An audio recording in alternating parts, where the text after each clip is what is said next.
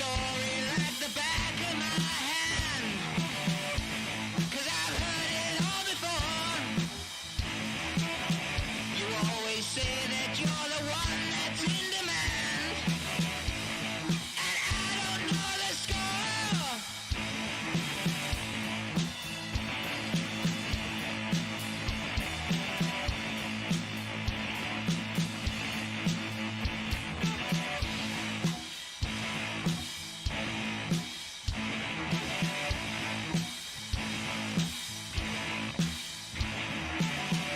And all the times that you have tried to play the game, trying to have things your own way,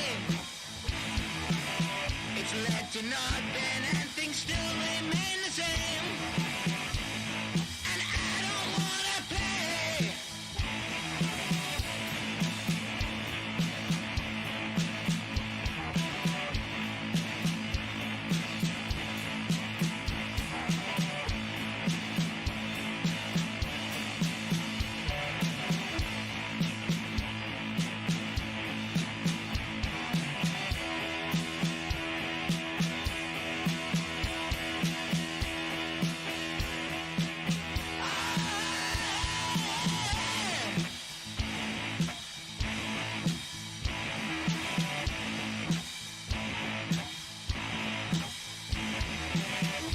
So you see that this is not the way to be, and the time has come to choose. If it comes down to a fight between you and me, then you are doomed to lose.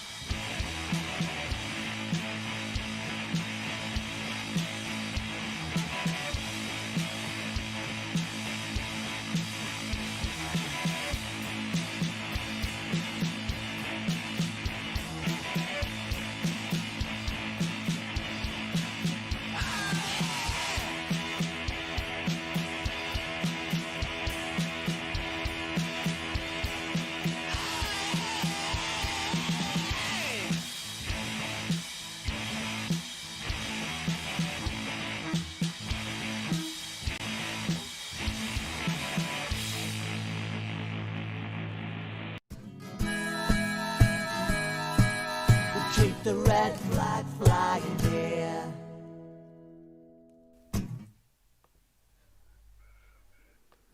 Hello and welcome to Socialist Think Tank. We are very, very pleased to have some very special guests with us tonight. We will be talking really about all sorts of issues that face disabled people, but also the way they intersect with everyone's lives and the importance of us all sticking together and showing solidarity to one another. Some of you may notice that my new background, which is there, I've got some slight new pictures there. And, let us know what you think in the comments. They're quite nice. So please do make sure that you like the stream, share it, subscribe. If you're listening live, then please do get involved in the show. If you're catching up, let's hope that you all are able to do that and all enjoy it. If you're listening on the podcast, hello, please do leave a comment for us. And I think that's the housekeeping done. So I'm going to go around the panel. I'm going to go around in order of familiarity for our Socialist Think Tank guests, although maybe not for most people actually, because we've got a really important guest on tonight, I think. So we have Laura. Hello. Hello everyone, thank you for joining us a little bit earlier. Because we are a little bit earlier, my kids aren't yet in bed, so they may make an appearance tonight. So not just Penny, but the kids might be hanging around. Apologies if they come in asking for random stuff.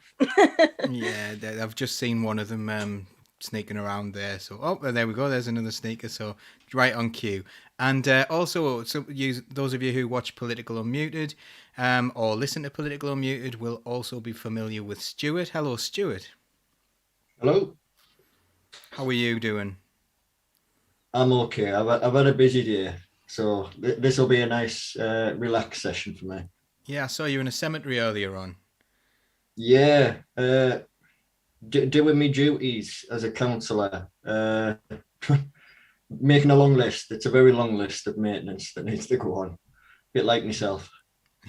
So you've been invited to this. You sort of inspired tonight's theme of the show by something you said on Political Unmuted about PIP assessments. So I'm going to ask you about that in a little while after we've done the introductions. But like, why is this relevant to you? I suppose that we're seeing you with a different hat on today because you don't often talk about disabilities in a personal sense. You often talk about it in like the sense of like other people and stuff. But why is this important to you? First and foremost, that I am living with a hidden disability. That's like a not. That's a huge part of my life and how I have to live it. Yeah, and what is that hidden disability, Stuart, if you don't mind me asking? I have Crohn's disease, and it has many kind of secondary complications that go alongside that. So, the full gambit of things from issues with mobility, strength, through to, the basics of eating, getting around, in and out of your bed stuff. It's the whole gambit. These are things that people might like see you and think, actually, there's nothing at all hindering you whatsoever, and yet you've got quite a profound disability, and at times completely debilitating, isn't it? I think so, yeah. When I think about how people see me, I do put an act on, I think, around people. I try to keep my own disability hidden, and I think that's something that's been taught to me, by the world around me. People aren't very inclined to take you seriously when you let them know you have a disability. Somehow you become the other. Thanks, Stuart.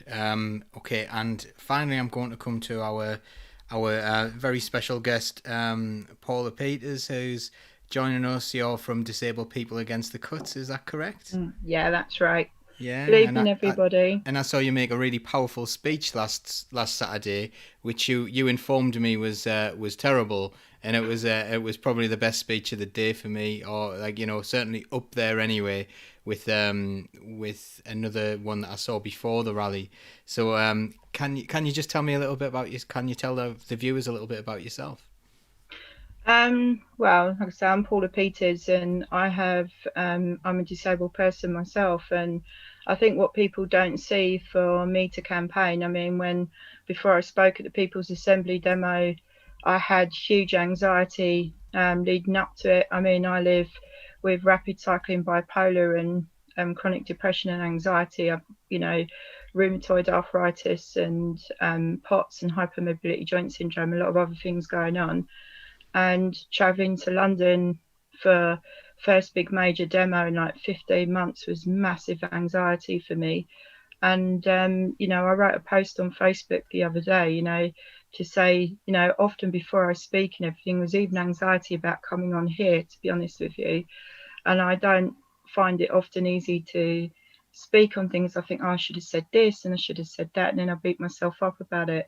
And I was physically sick before the demo and then physically sick afterwards and everything like that, to find a quiet spot to sit down. And, I didn't feel comfortable being around people in a speaker's tent or anything. I just wanted to, and often I said to somebody, once I've spoken, I just want to get it over with and just get out of there and everything like that. And it's the same with being online. It's like, right, I've said that, done.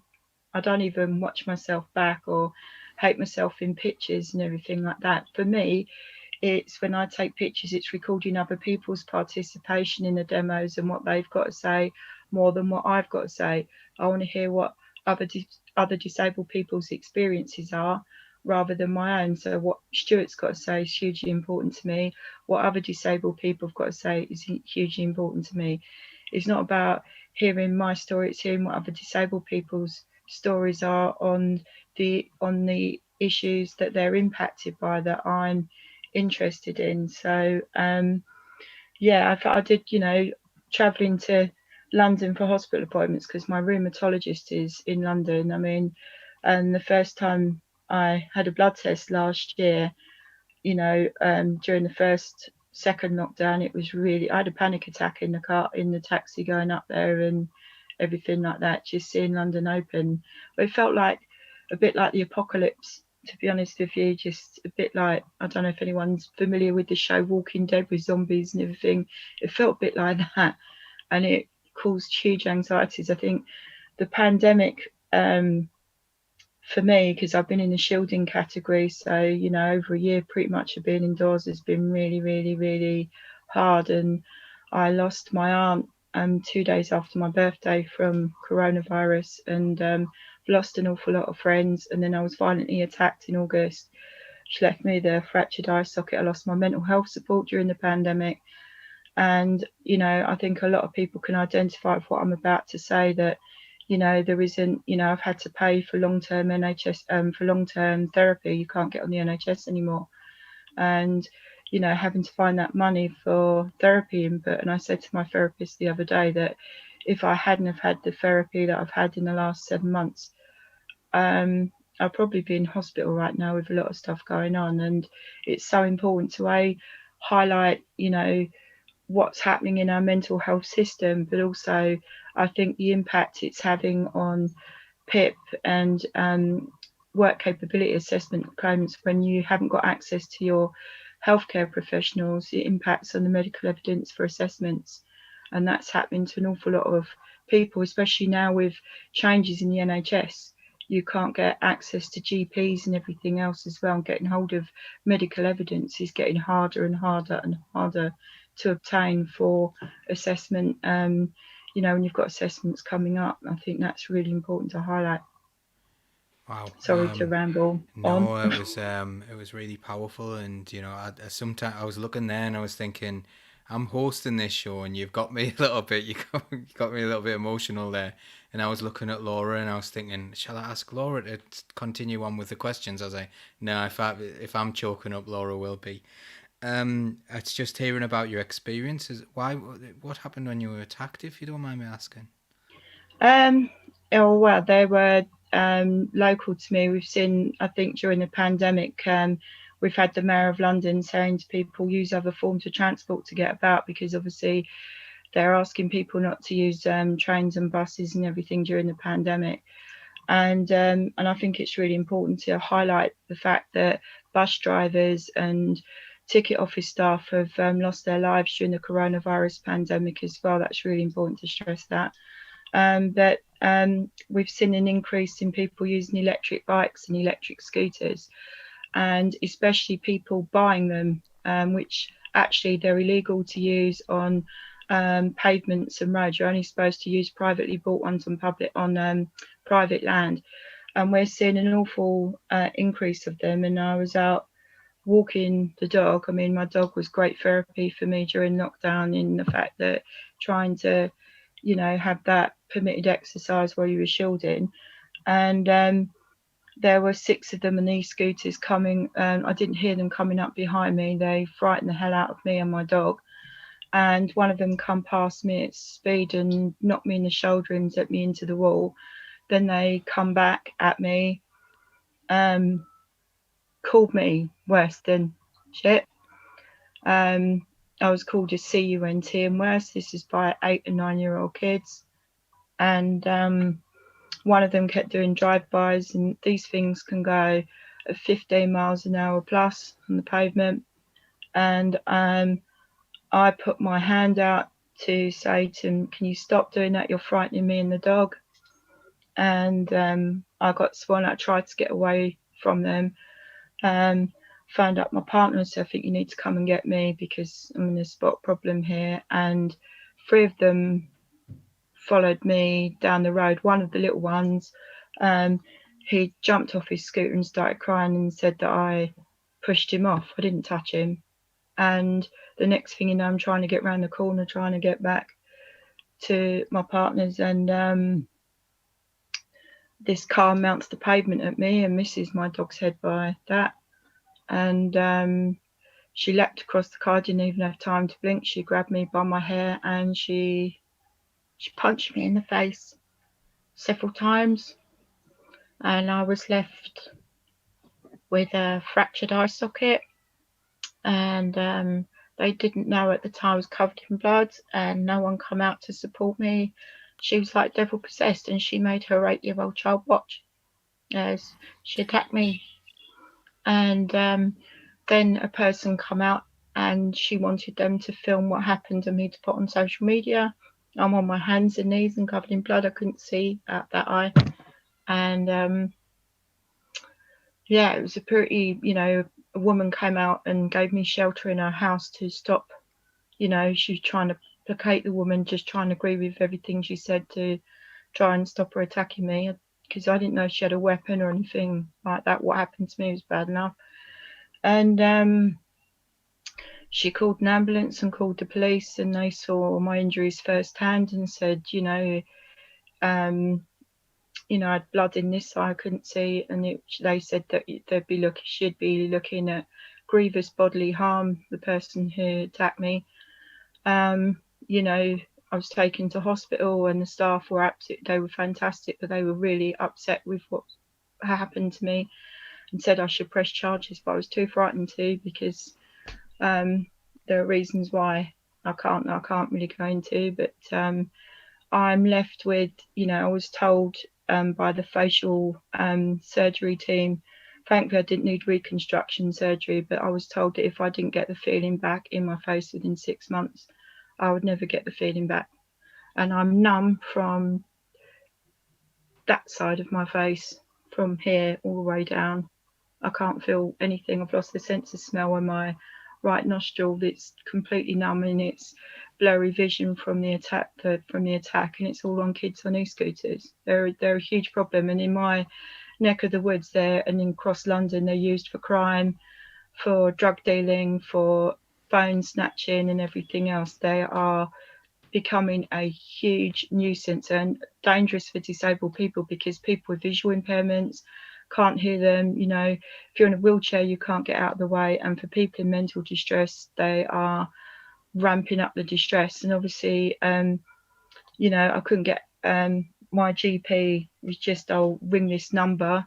It wasn't very helpful, and just said, get access to 3 sessions of therapy. Well, that wasn't enough. I've been left from that attack with post-traumatic stress disorder.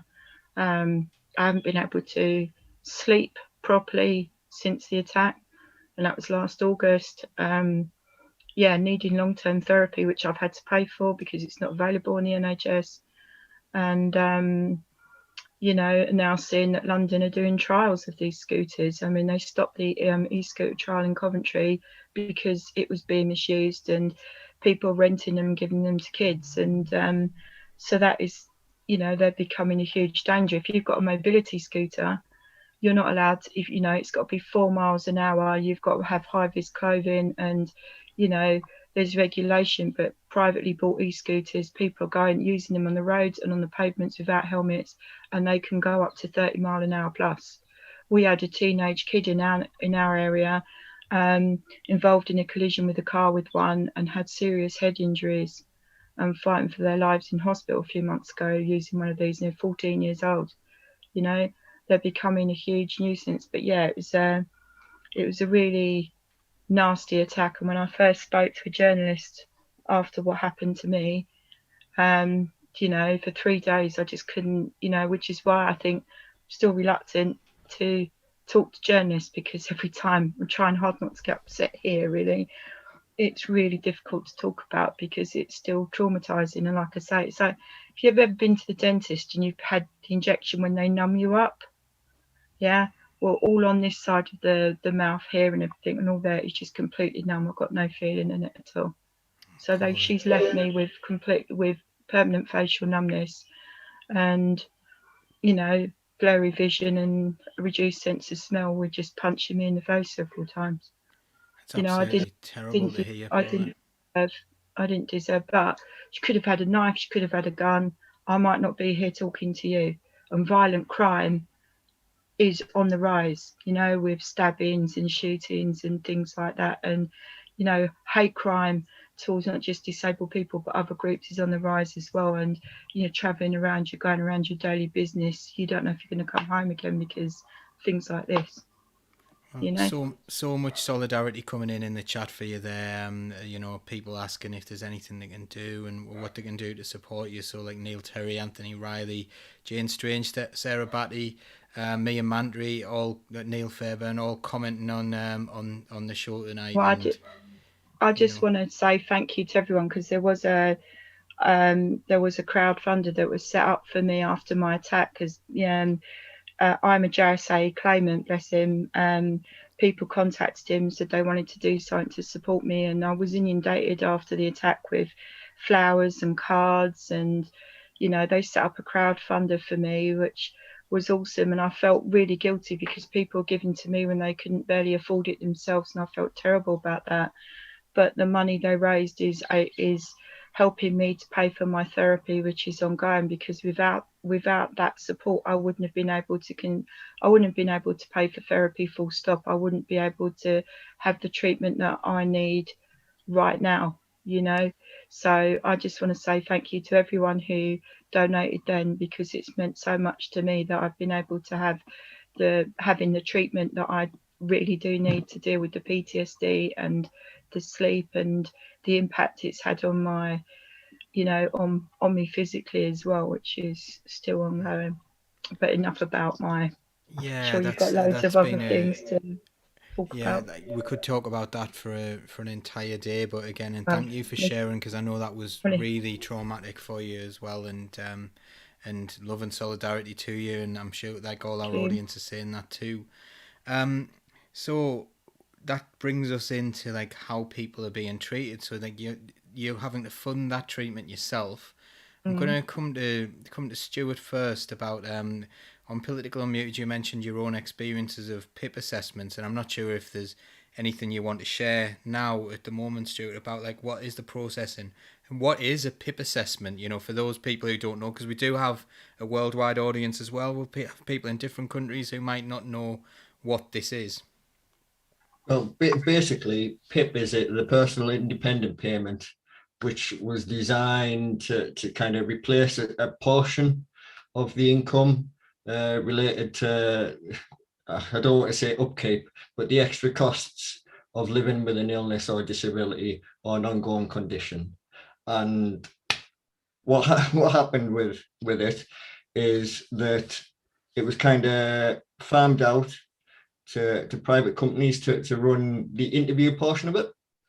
I mean, the forms themselves are a minefield in itself, but the interviews are done in a fashion where they're not using like basic medical evidence as part of the interview. They're often very difficult to go to get to. There's certain things that go on within the interview itself that are degrading, humiliating. There's absolutely zero empathy involved. It's probably one of the most traumatic situations I've ever been in my life. And, I've had a rough old paper round. So everybody who goes through it, nobody has an easy time. If you come out of a PIP assessment and you're not crying, right, it was a miracle. They're that bad right now. And they're only getting worse, set to get worse.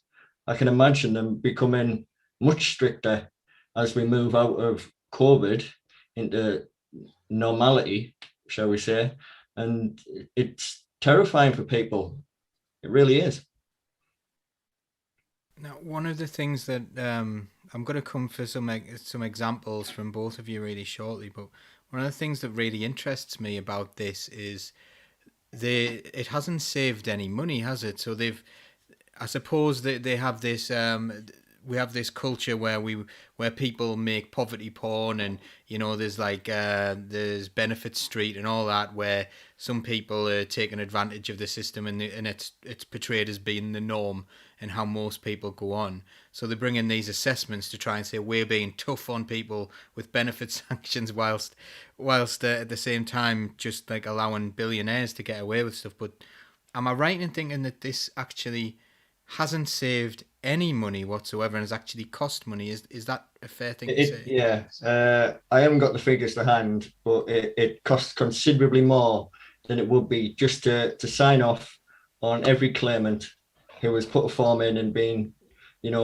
found to have any level of points allocated to them. It's in the millions of pounds, the extra cost in administrating these interviews and the system. Unbelievable. Paulie, so I'm sure you know of maybe your own or other people's experiences of PIP. What what have you been told, or what do you know about these PIP assessments? And does what Stuart said sound familiar? It's the actual process is completely flawed from the outset. The questions on the personal independence payments 2 form, and they did a new form recently, and the form is just horrendous. You don't get long to fill it, you only get like 4 weeks to fill it out and get the evidence to go back with it and everything, and it's traumatizing filling out the form. And then you've got the dreaded weight of having the assessments. And during the pandemic, the assessments were suspended for a couple of months, and then they were looking at other ways to carry out the assessments. And so they've been doing telephone assessments in lieu of face-to-face assessments, because they say it's not been safe enough to do them. They have started reintroducing face-to-face assessments, and I'd say degrading, humiliating way they're conducted. You're treated as a fraud from the minute, they're just prejudging you. And we've had disabled people who've said the assessors have asked them, well, what noises do you make when you're in pain? Describe the noise you make when you're in pain. And we've had people with severe mental distress have assessors ask them, why haven't you killed yourself yet? That's often a favourite one of the assessors. What method would you use to take your own life is another one. We've had people in mental distress who've been so traumatized by those questions, have been triggered by those questions, that have attempted to take their own lives. And I think it's really important to bring up cases like Philippa Day and Keir Featherstone. And Keir Featherstone had severe depression and anxiety. He hadn't left his house in his flat in over 2 years. He was malnourished, and he hadn't washed in 18 months. And his mum was trying to support him by trying to get him to eat every day. And he was, he'd had a history of suicide ideation and attempts, and the DWP completely ignored his medical evidence. And he lost his PIPA payments were cut by £90, and his mum asked him to go for a mandatory reconsideration, which he was turned down.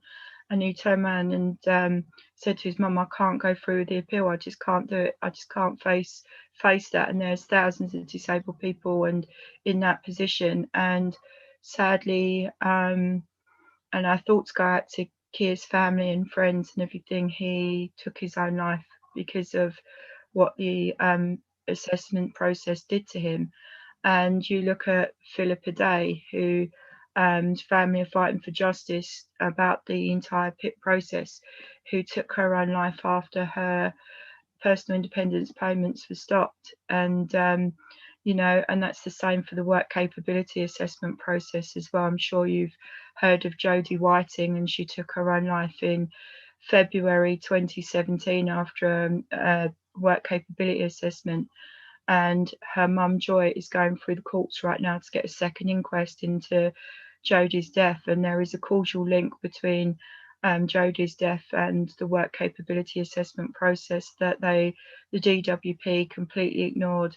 Jodie's state of mind, and also the fact that she had a history of ideation and attempt, and they completely ignored that.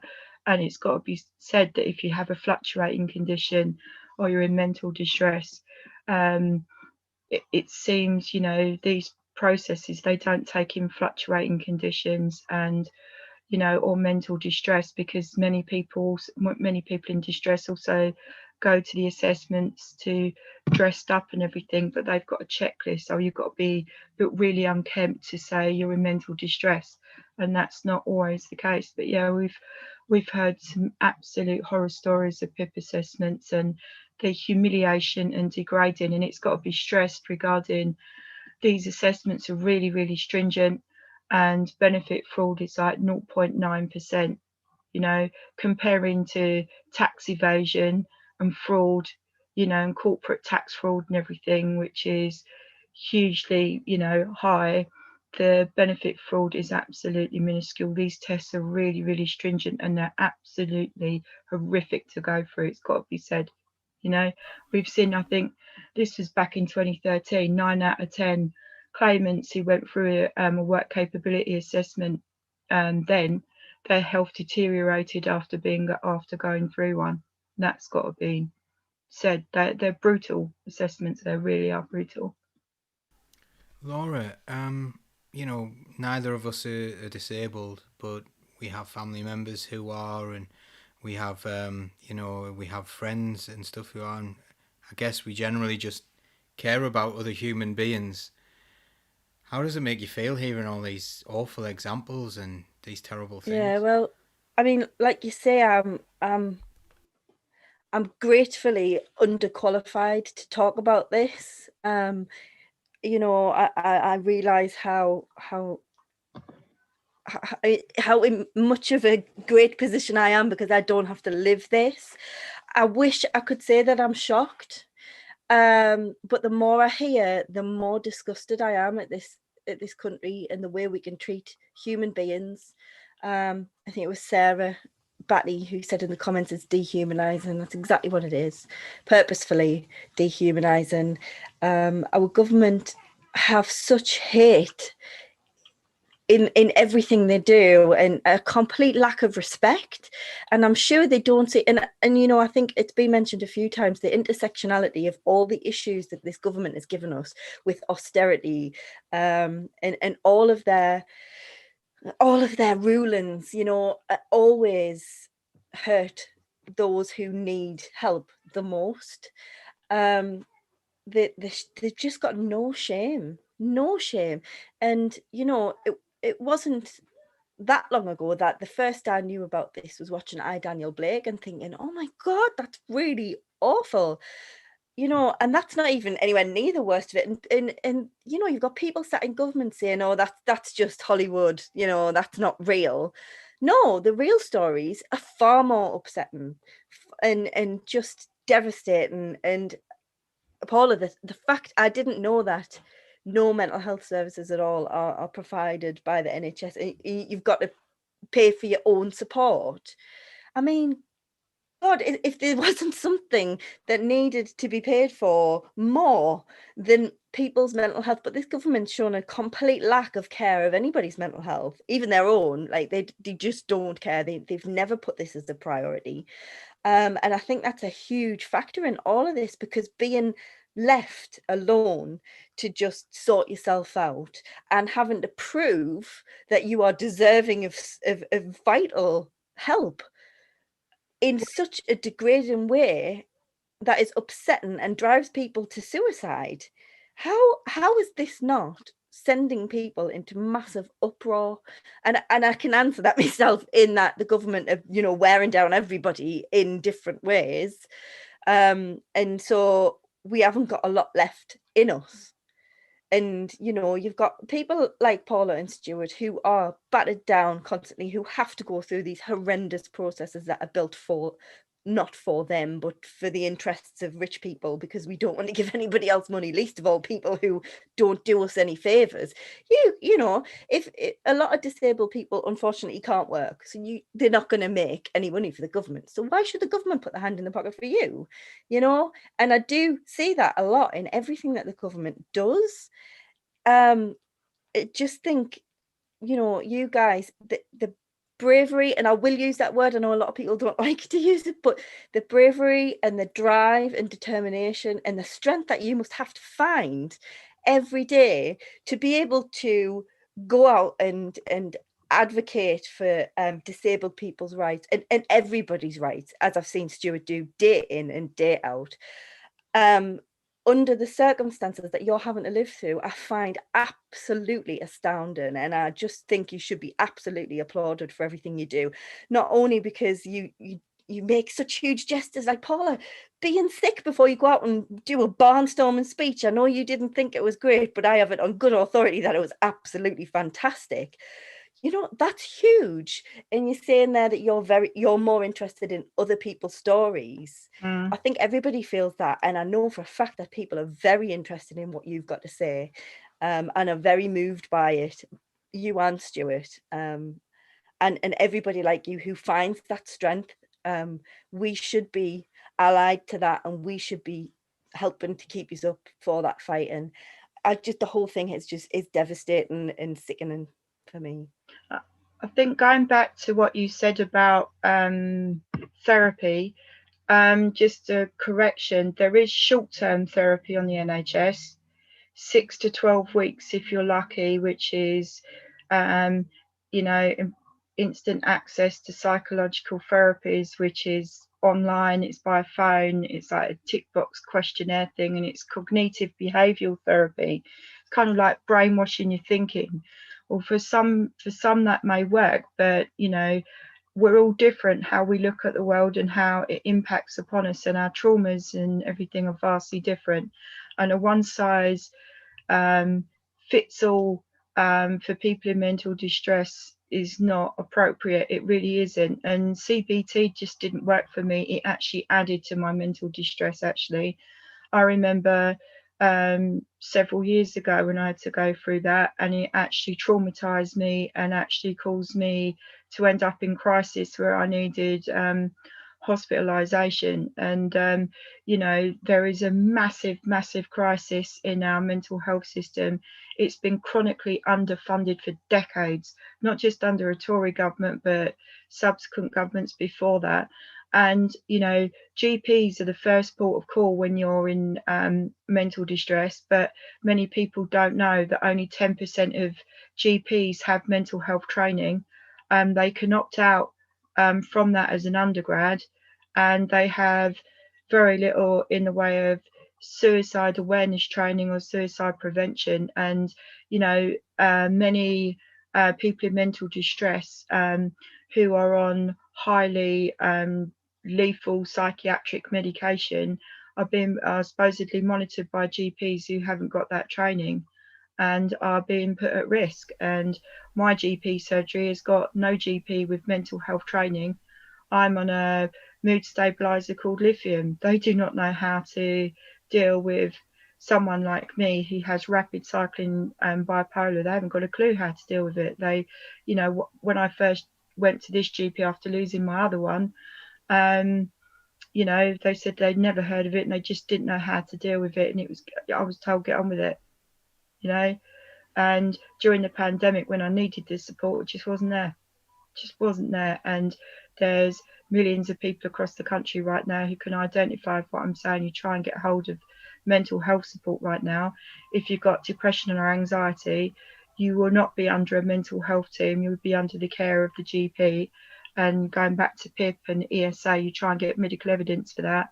And if you haven't got access to secondary care services or anything, you know, it's difficult to get hold of it. And it has to be said with PIP that they tend to downplay people in mental distress. If you're not under secondary care services for PIP, they tend to downgrade your points because you're not under the care of a psychiatrist. Well, not everybody is, because you can't get access to one.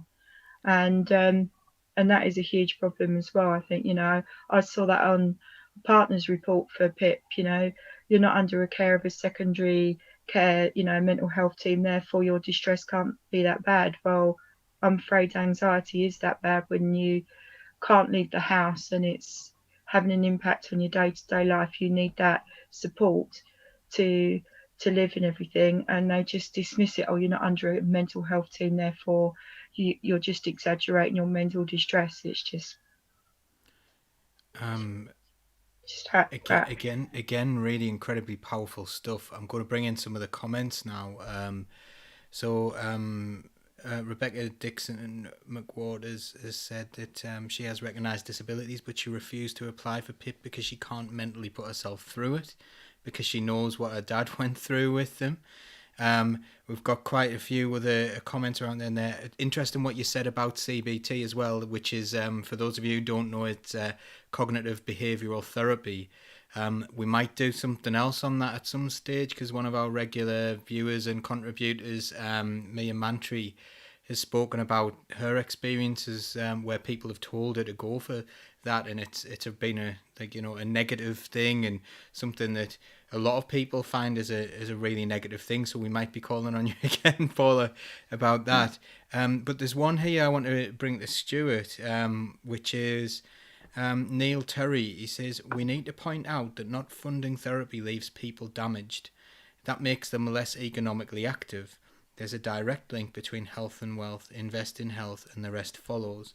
And I think this kind of fits in with what I was trying to say earlier on about this isn't an economic choice, is it? And I think a lot of people were fooled by this. We're all in it together. Austerity.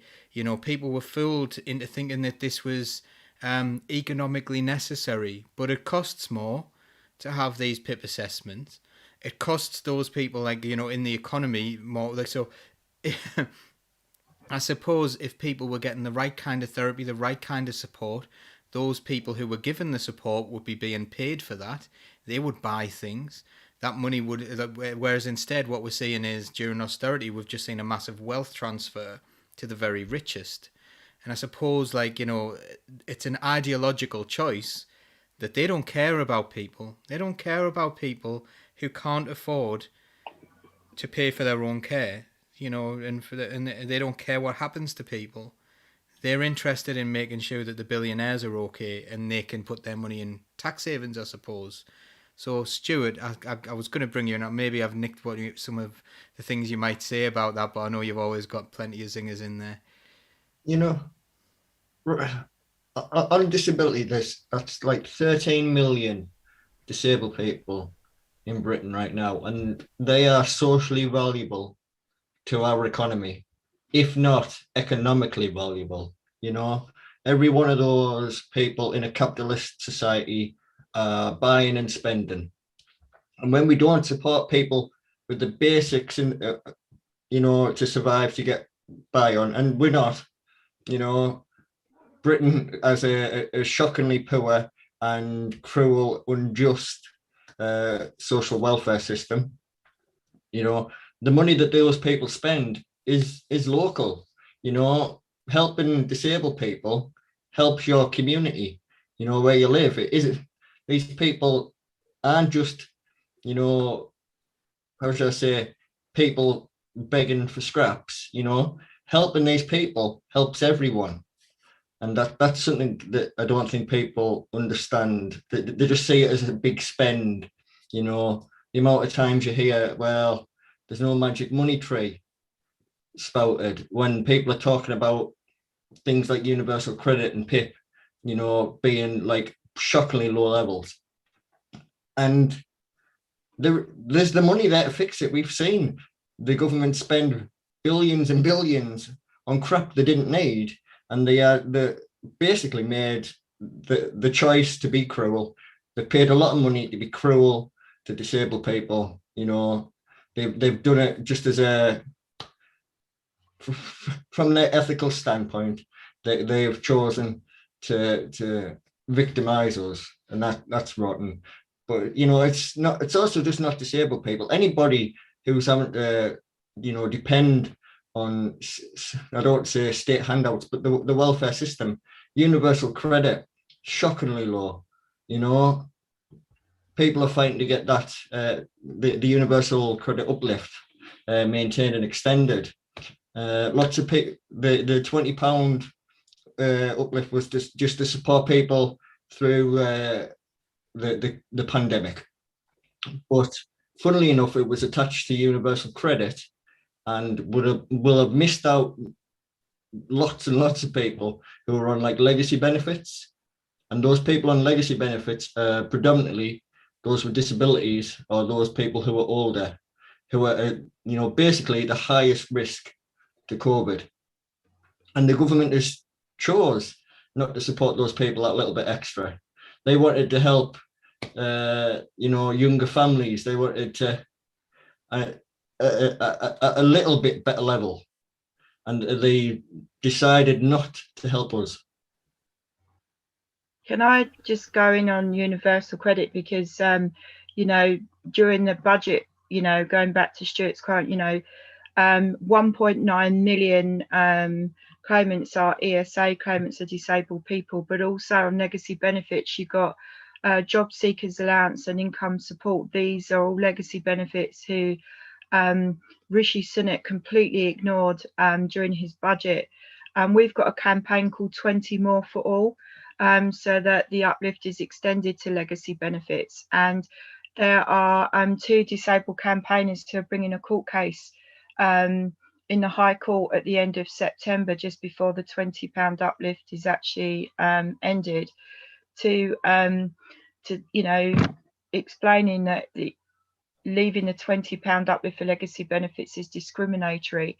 Disabled people have high living costs and everything. I mean, we were inundated with disabled people contacting DPAC when we carried out a survey, and I think it was 84% of recipients were on legacy benefits, when we asked them what the £20 uplift would mean to them. And we had people saying to us it would mean everything to them. It would mean they could eat, it would mean they could pay for medication, it means they could pay to get the support they needed, pay to heat their homes. And during the pandemic, when supermarkets increased their online delivery cost to £2 to £4, which for disabled people was completely unaffordable.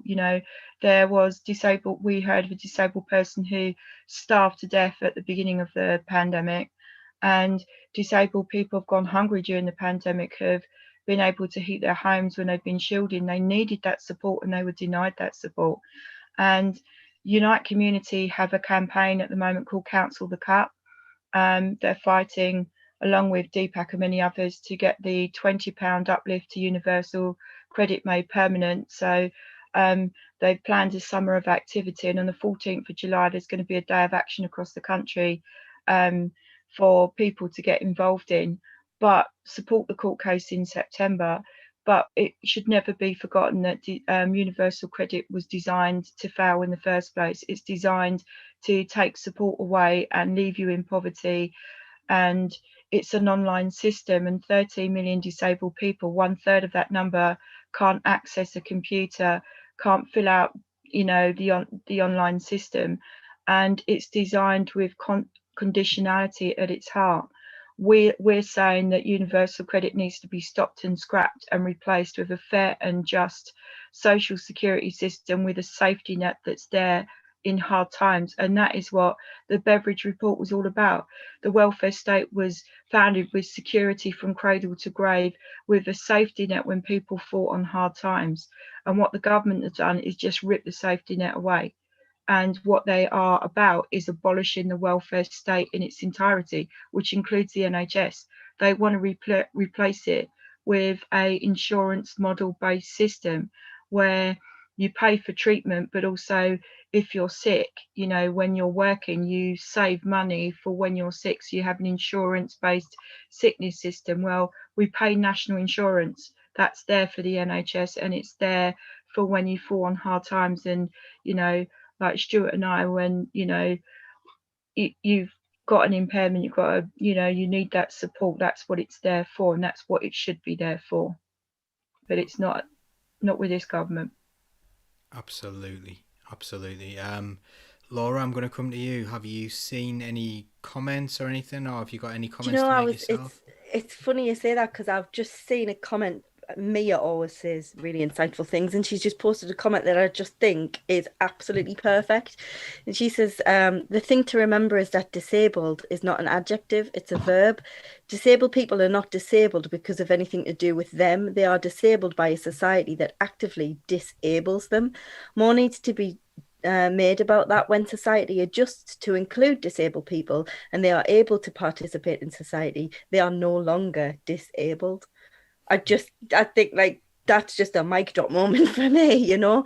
And obviously we're talking about the NHS there as well, and everyone goes on and on about how it's our best institution and a shining light and it's amazing. Well, the fact of the matter is, it's not anymore. It's been demolished. It is not the NHS that it was set out to be, and we need to get back to that. It needs to be much more robust, not just like the bare minimum. You know, I had a family member go into hospital. She had to go to accident and emergency, and she was in the waiting room for 8 hours in pain, really, really bad pain. Like this relative is someone who can withstand a lot of pain, and it got that bad she had to go to accident emergency, and she was in the waiting room for 8 hours, and nobody came to see her. And it's just like that's not something to be proud of. Surely we need to build this back up, and I think it's a tactic. I'm pretty positive it is. You know, the government strip it away to its bare minimum so that it can't function, and then go, tell you what we need to do, privatize it. Proper companies will run this better, and hoping the British public will lap it up. Well, we can't let them, because it's just it needs to be what it was set out to be. It was something so special and something we really could have been proud of, and we need it back, and we need it back with additional parts. You know, everything we've talked about today we should be in a position to be able to go somewhere and go, I need help with this, and that help to be available. You know, like Jane says, a safety net from cradle to grave would be something we could be really, really proud of. We do need to work towards that. And I know there's been a lot of NHS demos today, hasn't there? We haven't been able to get on one, but I know a lot of our friends and colleagues have been out. Has anybody seen anything in the press today about it? Probably not. Of course not. Why would it be in the press? Has anybody been on any marches? Paul has been on it today, and I'm going to bring that in a second, because what I want to do is, you know, we did say that we'd finish by 8 so that our viewers could watch the football if they wanted to. Maybe they didn't want to, maybe they don't. A couple of comments. Chris Bell's made some really insightful comments, one of which he said he dreads the time the letter drops. You know, it's going to be a meat grinder with medicals, if you can call them that, as the personal doing it. You know, won't even know what they're doing, and then they'll write the total opposite of what you say, and so on. So there's been some really good comments from Chris Bell today. I want to end on a bit of a positive, or a bit of an upbeat note, a bit of a what can we do, because Disabled People Against the Cuts, DPAC as they've been referred to throughout the show, have been absolutely inspirational in their campaigning. Absolutely inspirational, doing all things. Didn't you get into Parliament and things like that? So let's have some stories about these positive things you're doing, and maybe Paula, you could start off with the NHS demo today, and then move into some stories, and then maybe we can all think of something positive we can do in the next we've got like 9 minutes or so to keep our promise. So Paula, I'll stop rambling, sorry. Just going back to Laura's comment first, DPAC campaign on the social model of disability, we look at it's the service design and provision that excludes disabled people from being fully included in society and living our lives.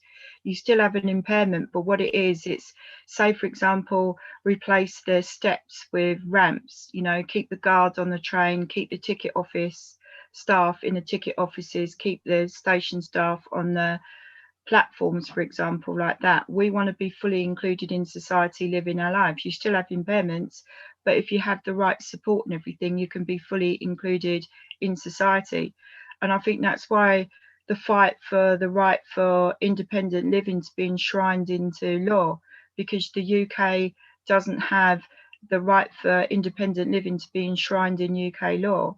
And we're fighting for a national independent living support service where social care is free at the point of need, funded by progressive taxation, and that the right for independent living is enshrined in law.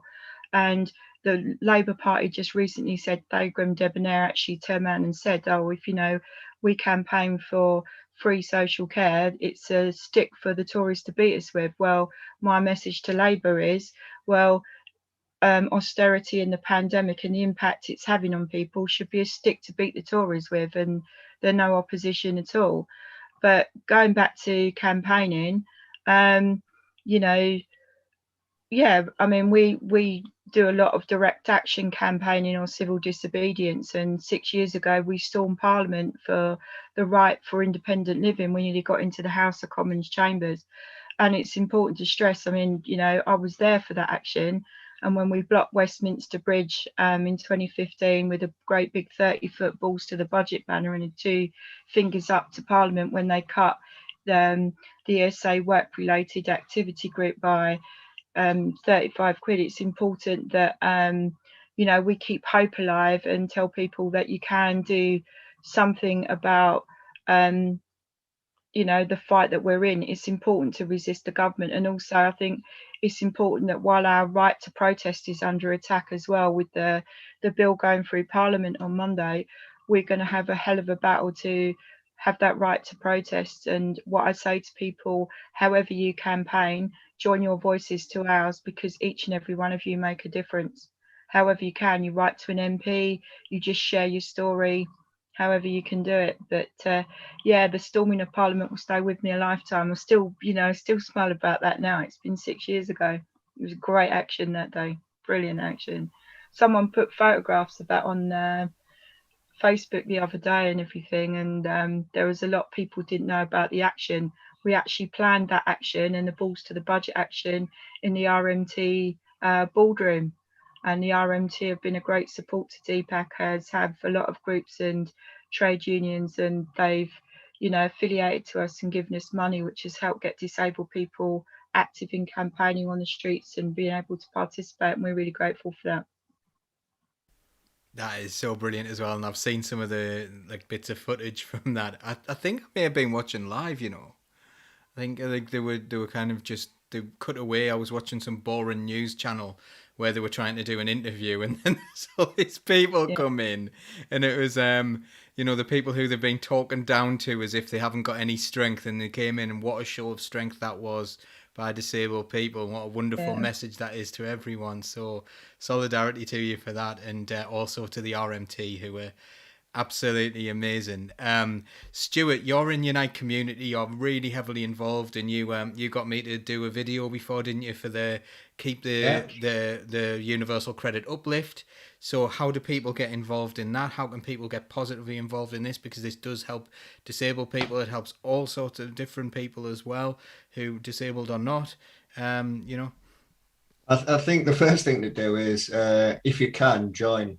You know, if that's a big thing that you can do. I mean, other than, you know, supporting our campaigns and sharing our stuff on Facebook and giving us likes and writing to your MP, like, join Unite Community. You know, join Deepak, because it's not just somewhere where you get your voice heard. There's actual help there by people who know what kind of help you need. You know, I think that's really important. That's, you know, join us in the battle. Join us for change. It's a shame that, you know, we had to kick the door down at Parliament to have disabled people there with a voice. You know, we need more representatives who, you know, are disabled, you know, are representative of the types of lives that we lead and know the kind of help that we need. We want those people there. We want them to be part of the decision making. I'm sick of people at Westminster making decisions about the kind of life I lead when they have zero experience of it. Can I just say that I'm also a Unite Community member. I joined Unite Community in 2013, and I'm chair of my branch, actually, Bromley and Croydon Unite Community. And, you know, my branch I've met some amazing activists in Unite Community doing amazing work, actually, across the country. And, you know, a big up to Unite Community, because Unite have given people a voice who wouldn't have been able to join a trade union otherwise. And, you know, and it's not just, it's for unemployed people, disabled people, and also people in precarious work can join Unite Community. So some of our members are in precarious work, and, you know, they were out on the NHS demo with me today, and they said, you know, it's giving them confidence to campaign, and we're looking forward to our street store on the 14th of July. And because Bromley's seen the highest number of universal credit claims during the pandemic, actually, in London. So we're going to be out on the streets in Bromley, hopefully, raising awareness of universal credit and hopefully pushing the government back to cancel the cut, but also uplift it. But we've got to get universal credit stopped and scrapped. But there's great campaigns, and all I'd say is I can't say much, but support the picket lines that Unite are doing at the moment. On Serco, we're around Whips Cross, and support Unite's campaigns, but also the wider trade union movement. There's power in a union, and people need to join. Brilliant. So we nearly have to go. So I'm going to ask Laura to do the become a member thing in a second. She can do that. Kat Cray mentioned see you at Parliament Square on Monday for the Kill the Bill demo. Is that a thing that is happening in Parliament Square Monday? 2:00. 2:00. Go and join in if you can. That'd be really good. Safely socially distanced as well, and with a mask, because I think that would give people like Paula a real peace of mind. So Laura, let's go for it. Sorry, and then I will say I'm goodbye. also parenting at the same time. Sorry. Right. So in terms of what we can do next, listen to people like Paula and people like Stuart. Listen to what they've got to say, understand their stories and what the fight is ahead of us. Join communities. And by that, I mean community groups who want to do better. Things like Unite Community, trade unions, places where people come together to try and make a difference. With that in mind, I've written down, today we've mentioned quite a lot of campaigns and a few different collectives, I guess. So what I'll do is I'll find the links to all of those and I'll post them on our social media so you can find places where you can get involved and you can help. Also, don't forget that we are also one of those collectives. We really do try and get voices that need to be heard. If you've got any stories or anything that's close to your heart or any campaigns that you think, you know what, people need to hear about this, like the show we've had today, which has been really emotional, really eye-opening, and I hope people have taken something away from it. Do get in touch with us, socialistthinktank.com. We are on all social media platforms. Please do head over to YouTube and like, share and subscribe. Click the bell button so you don't miss any of our shows. If we get more people subscribing onto YouTube, then the algorithms work in our favor and we get more people noticing what we're doing and we get more of these stories that need to be heard out and about. So please do that. You can also become a member, join us for free. You don't need to pay. You can contribute to what we do if you would like to, if you're in a position to do so, but we certainly don't demand that. We wouldn't be very good socialists if we did. So please do head over to socialistthinktank.com, have a look at what we do. If you like it, please do get involved. Perfect. Shall we all say goodbye then? See you Bye. soon, everybody. Say bye for the Bye. podcast as well. Bye. Yeah, got to think of our podcast listeners who don't get the benefit of waving.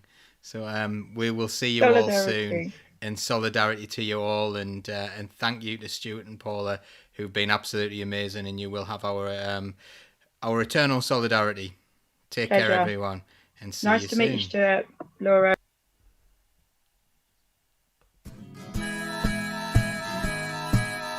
Keep the red flag flying, dear.